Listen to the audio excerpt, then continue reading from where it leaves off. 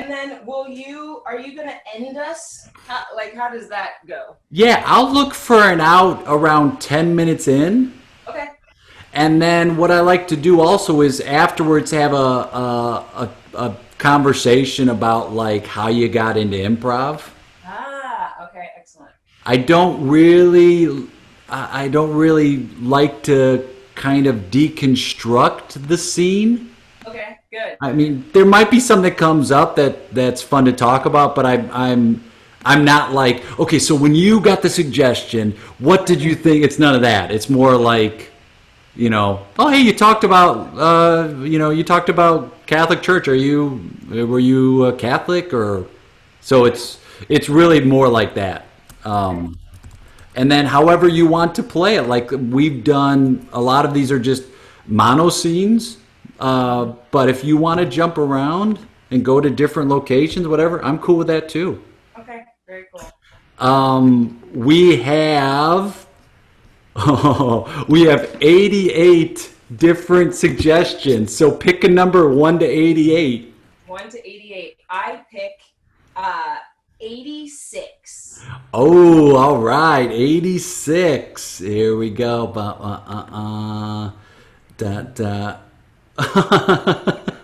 So this comes from Jason Perez, and our suggestion is pattern doubt. Pattern doubt. Pattern doubt. Thank you, Jason. Thank you, Jason.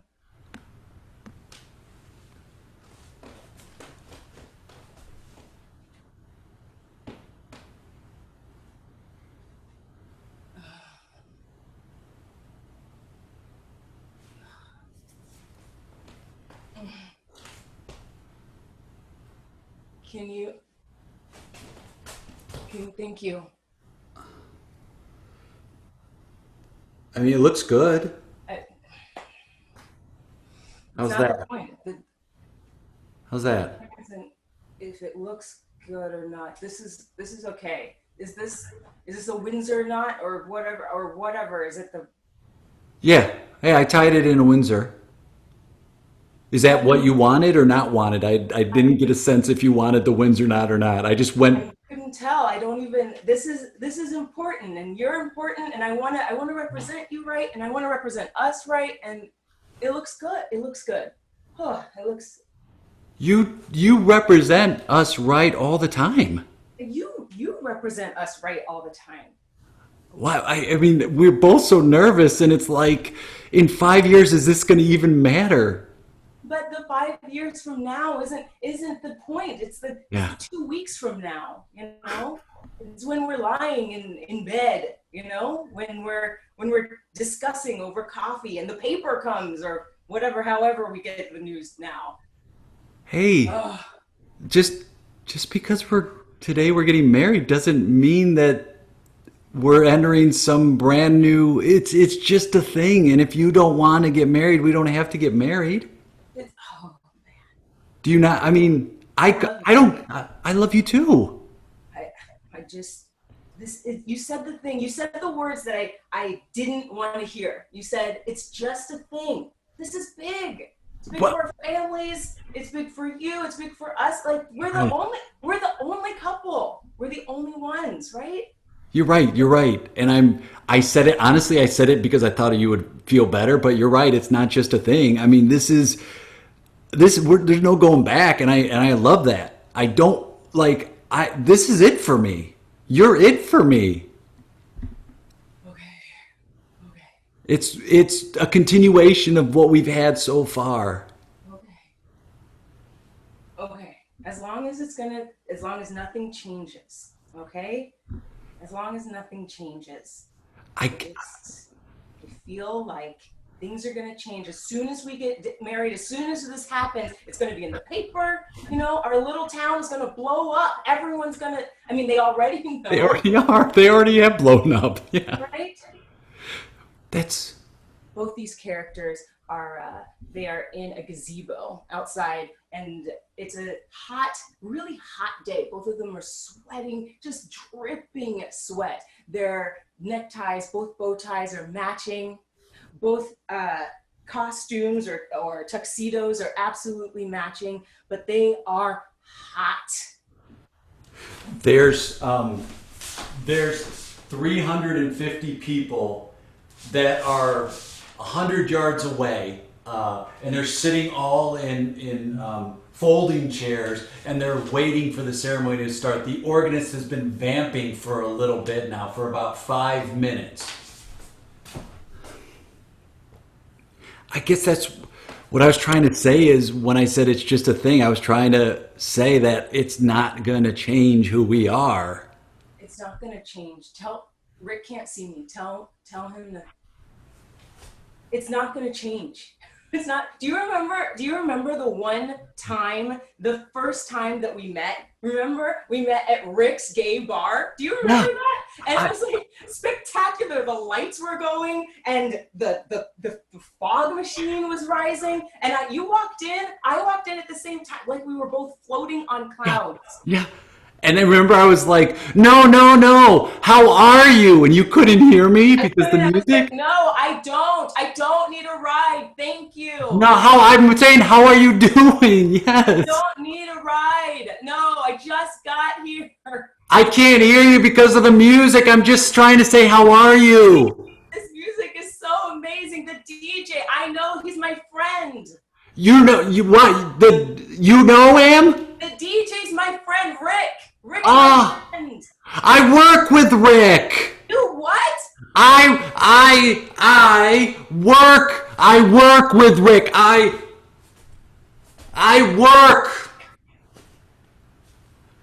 work with him. He told me to come in because he's playing today. I'm glad I did. I'm glad I'm here. I'm glad I'm here. Do you want to step outside? No, I don't. I don't need a ride. I don't need a ride. You wanna?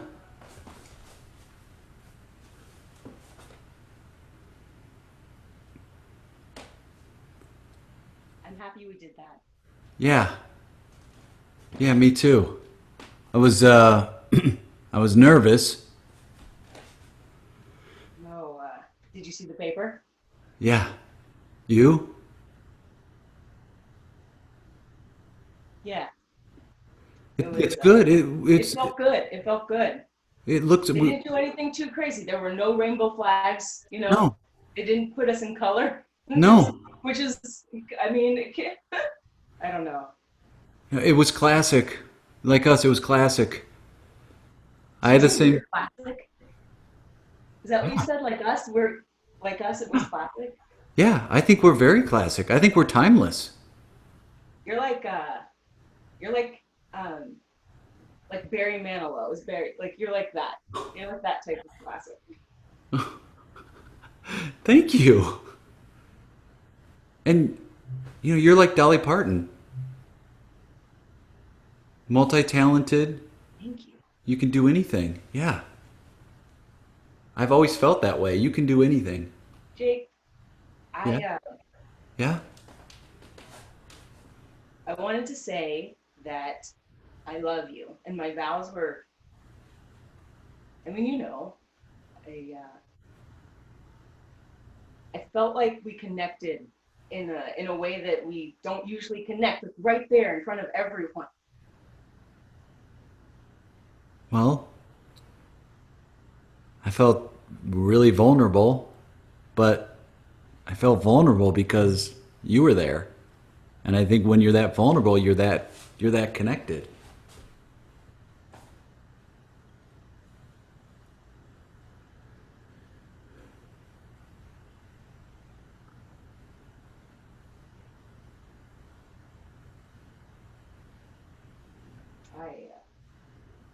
Yeah. I'm gonna go to work, and I want us to celebrate a year when I get back. Okay? I feel like we're in a good place, you know? Yeah. We're in a real good place.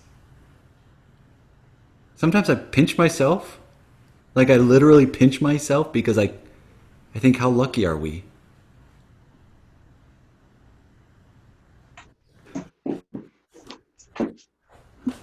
So, all right. So, movers are gone.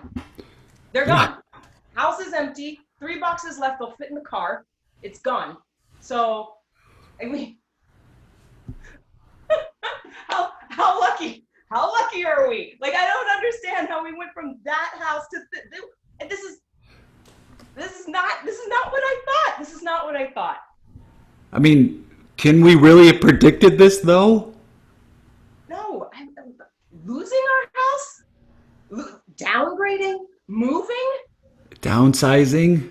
downsizing. Thank you for that. You know what?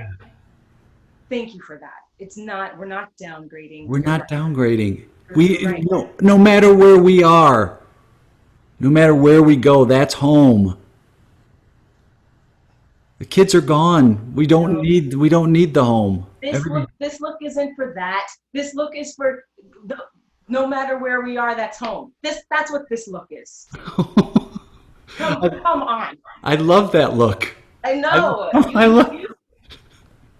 You are a writer with all the poetry and the prose and I feel like you could have reached out, Jay. You could have reached out and just pulled something else in. You know, you try me again. Make me feel better again. You can do it. You know, I promised you I'd reach the moon and pull it back for us. I just didn't say when I would do it. All of the things we have here, everything we have, it doesn't matter if you're not in my life. Try again. Try again. No, everybody loves a comeback story. Oh my gosh. Stop again. One more, just make it actually good. Think about where we are. They're both sitting on the side of a curb. Their large brownstone house is absolutely dilapidated at this point, but it looks on the outside beautiful, but inside dust. There's spider webs. People are driving by looking at them. Try again, Jake.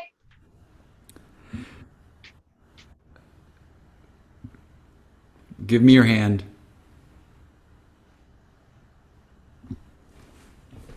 Look at me. Look at me.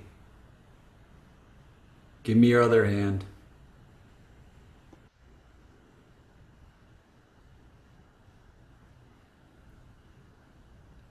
If you want, you can walk away right now, and I won't try to chase you. Or we can look at this as the next part of our journey.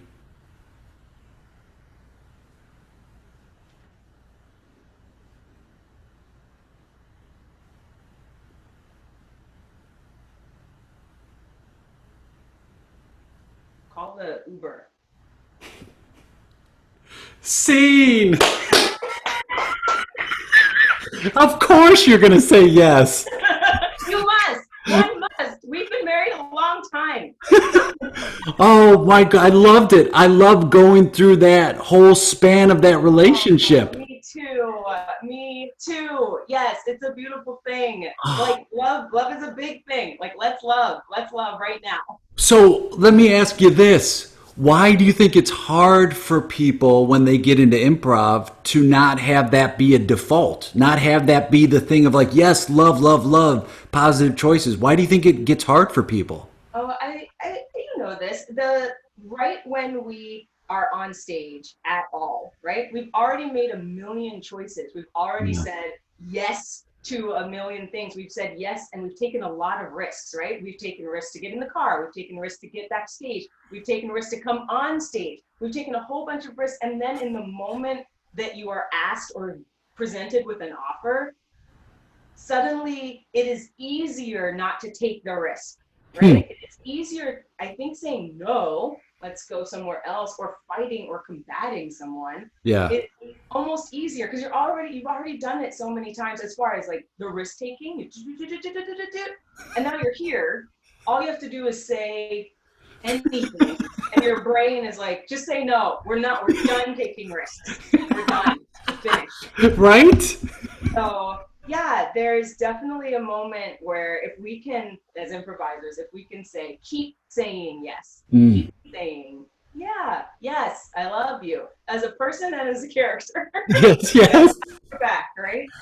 Oh, I mean, and that's, that's the first things we learn are yes and got your back. And Right. what fun is this, right? And I'm playing with these people, and if you look around a level one or an intro class, the chance that those people ever would come in contact with each other it's slim, but they're forced to here. And then we have that moment of joy in making things up and laughing. And, in your life, you've got to say yes. Like, if you don't say yes, you'll end relationships, you'll get fired. Like, you have to say yes. But yeah, your brain tricks you into that no being a viable option. When I loved how you said it, you've already said yes to getting there. Just say yes a little bit more.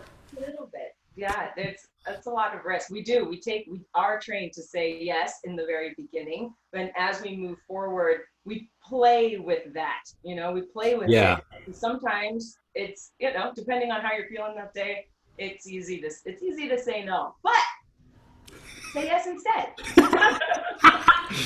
I had a teacher, one of my mentors, this guy Jeff Michalski, would always say, "Why are you arguing for a fictitious character?" Which I laugh at. It's like, you have you can say yes, but we want to not just say no, but then sometimes we want to defend that choice, which is like, okay, but it's gonna stop what you can do.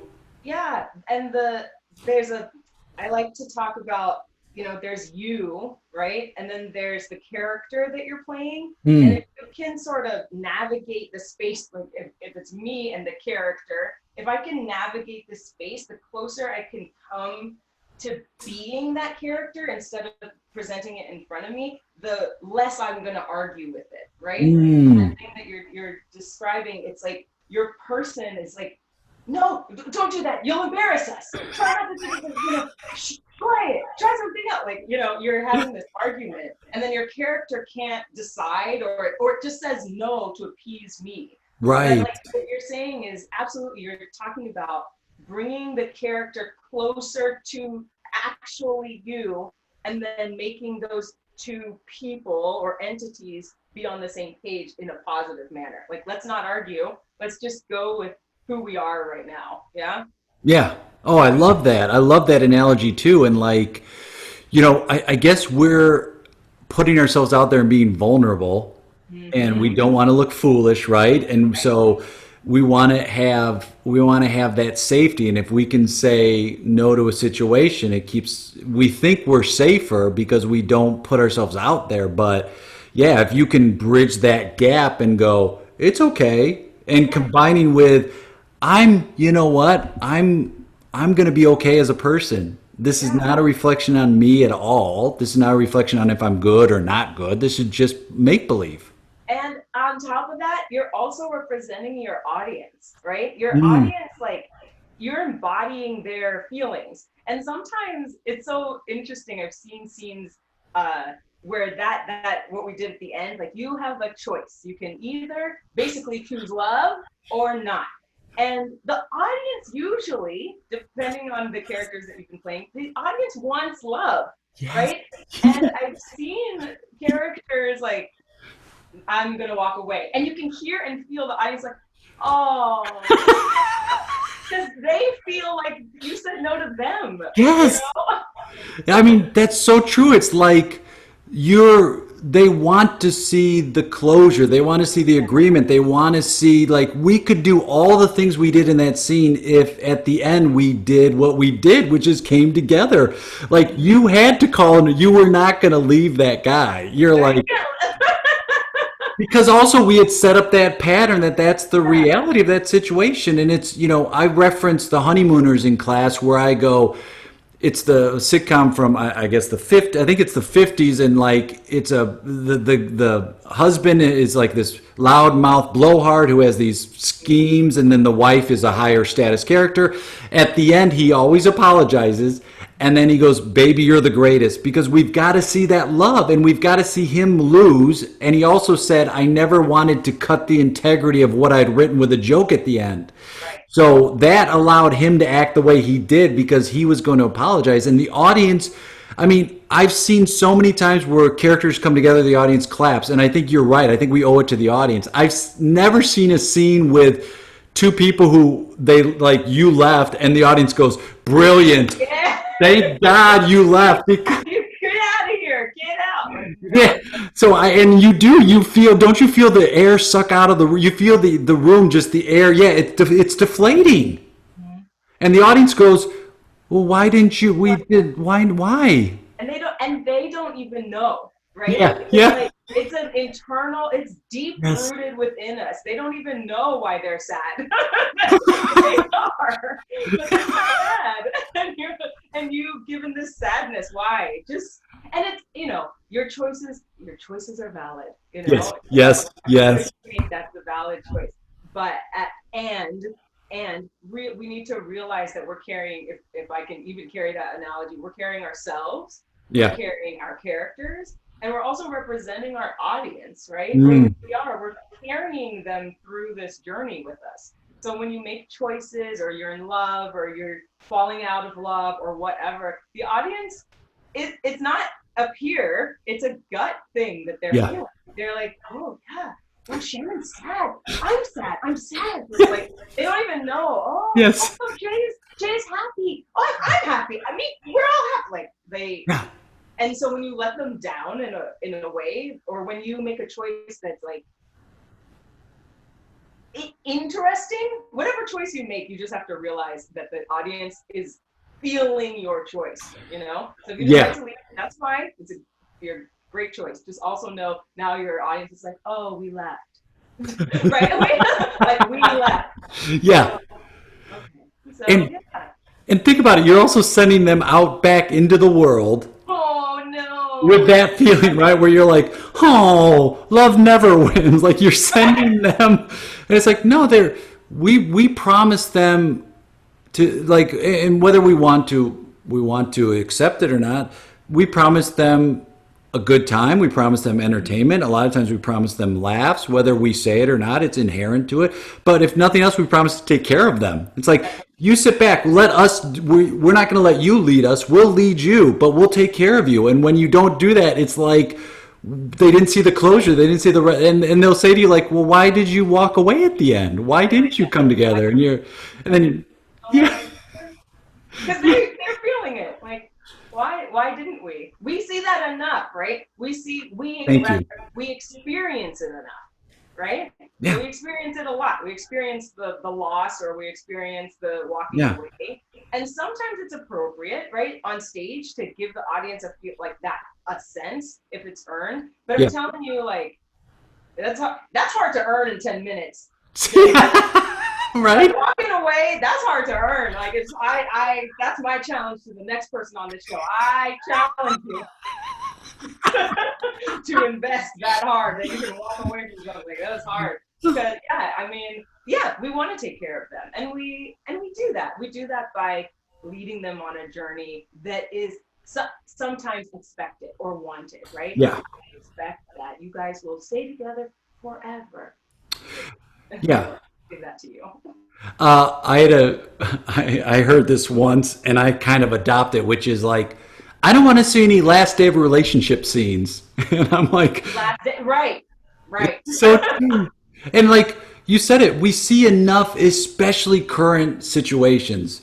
We see enough of that, and we experience that I don't think anybody comes to watch improv to go, "I hope they argue," because I just am not getting enough arguments right now. I hope this scene, they don't like each other, they struggle, they argue. That's what I really want to watch in this 10 minutes. Please. Please argue. Thank please God. Negative in some way. Thank God. Like, no, we're not. Nobody's coming for that. Nobody's coming for that. There's so much. I love an audience. I love it. And Yeah. this experience, as far as being on Zoom and performing with no audience, is such an interesting feeling. There's a definite like, okay, so where's the beat here? Where's Yes. I'm not hearing the laughter, but I would laugh here. Like, what do I need? And it's a very if we're talking on stage, like people really loving themselves on stage, this can get very self-loving, but it's also very self bringing awareness to story and things like that, especially here, right? Yeah. Looking up and seeing you and only you, and then also like my house, which no one can see. Right. Right. But it puts me in a space where it's like, okay, this isn't about someone else's Mm. laughter or input. It's about really how am I feeling? Can I connect? Can I do this well? Right? Yeah. How well can I do this? Yeah. Yeah. And I'll be honest, I did a show recently where we brought in an audience to, like, you had people keep their mics on, and it is a completely new skill you got to learn, because you're like, oh shit, there is laughter or there is a response. So you're relearning how to improvise with the laughter, when for months I haven't been doing it. I've been doing it more of like almost on, improvising for TV or film.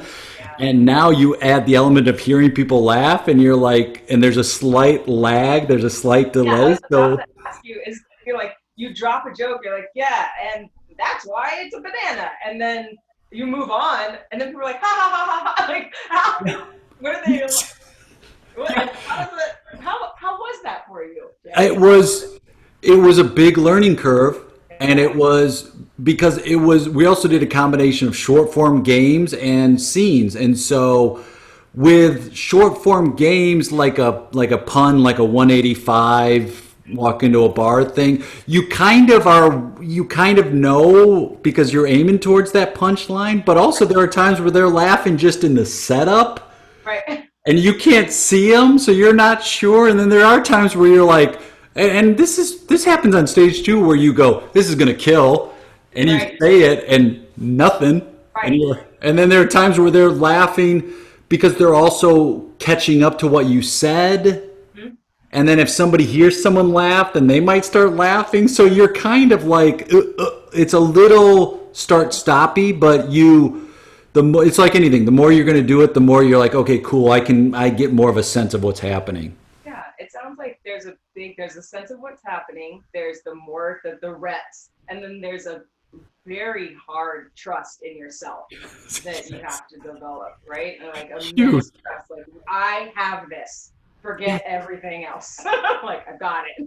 And that could be, I mean, to me, that's also a very valuable skill for improvisers to have, especially the younger you are, to get that trust in yourself and say, okay, cool.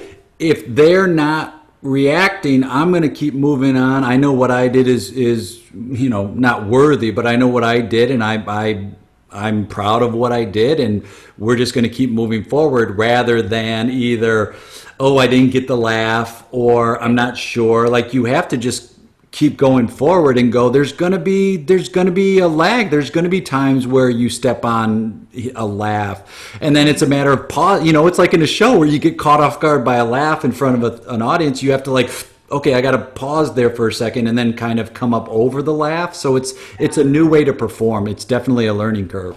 Yeah, I mean, I've done shows, I've played, and there definitely is like this feeling of, okay, all right, I had and have a set of skills. Yes. A specific set of skills. Right? Yep. And now I have to hone those set of skills and add these other skills. But hey, guess what?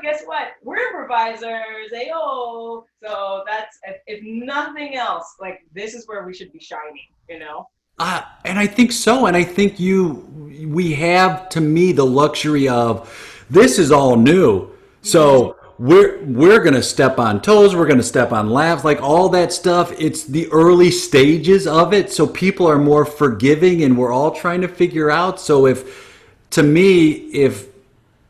I would be more worried if it's, let's say, 2 years down the road and everybody's doing it and you should know more and you don't. To me, that's more worrisome. And maybe I've just convinced myself it's easier now, but I really do feel like there is no like online improv school to compare yourself to. Everybody's trying to figure this out. So I don't just do it, see what works. So I'm excited by that. The prospect of, oh, this is ground zero right now. We're starting anew. We're all on the same. We're all on the same page. We're on the same level. Yeah. Great. It's great. It's a great world. I love it. It is. And I love our scene. I loved distance and yeah, close and using the space. When I'm teaching, I'm trying to like impart that knowledge. Like, you can still do it. You can still move around your space. You can still. We haven't done it, but I've seen people like use their backgrounds and all sorts of bring in props and wigs and totally great. It's all the things that we can do are open to us. So, yeah. And it's less like on stage you would have to be like, she's wearing a top hat, but visually now we can actually be doing that. Right. We can, so I'm like now's the time for us to play with things, play with props and costumes. And I loved when you turned, because it was also like, we're a different time. Right. So those things which you have to just experiment and try with to get a sense of it, those things are huge. And like, I remember the first weeks, everything was in a chair. Mm-hmm. And then it was like, wait, what if we stood up? What if we stood up? What happens then? What? And then it's like, wait, I got a door. What if I go through the actual door? And we started messing. Yeah. Right. How did you get into improv? Like, what made you take a class or do a show? So the short story is that my parents were like, you can't be a theater major. And I was like, you'll see, I'll show you. And I wasn't, but I just spent all my time in the theater department. I saw an advertisement for ComedySportz. This was in Richmond, Virginia. Oh, yeah. ComedySportz Richmond. And I was with ComedySportz for, 15 years, a lot of years. And then I did some other like improv stuff. And then I moved, I'm in Austin, Texas now. And I started doing improv here. And here, short form, in Richmond at the time, short form was king. Yeah. It is king here. Yes. It's parking my car. Could you move my car? I'm sorry, short form. I love you because I love short form. Oh, I love it too. And I could tell you did short form, because short form, I did ComedySportz in Chicago for years too. Ah, cool. Yeah. So with a short form player, there's more urgency and there's less like, let's figure stuff out, and more like, hop on. Like, yeah, where's the game? And where's the game? Can we play the game? Can we play the scene? I was talking about this yesterday. Can we play the scene? Can we play the actual like game in the scene? And then can we play the Shannon and Jay game? Yes. What are those layers? Can we hit all those layers? I feel like we hit them today, Jay. And Shannon, we did hit them, and we also hit. I feel like ComedySportz specifically teaches you how to play the show. Yes. Not just games. You're playing, what's my role? What does the show? And I think that's a different skill altogether, which is like, we got to play the show. Show. Like, yes, absolutely. How does this look? What is the box? How can you bow this? It was so nice. It's always so nice to play with someone. And people who know beats. We're like, this is this part of this story. This is this part of this story. And here's the bow. Yeah. It doesn't always happen that way. Doesn't always have to happen that way. But it feels good. It feels real good. Yeah. It was like that Uber line. It was like that came again. What's funny is that came at like 10 minutes. So you have an internal clock too, where you go, this is about it, right? And it's like, yep, that's the last line. That was the timing. That worked great. Yeah.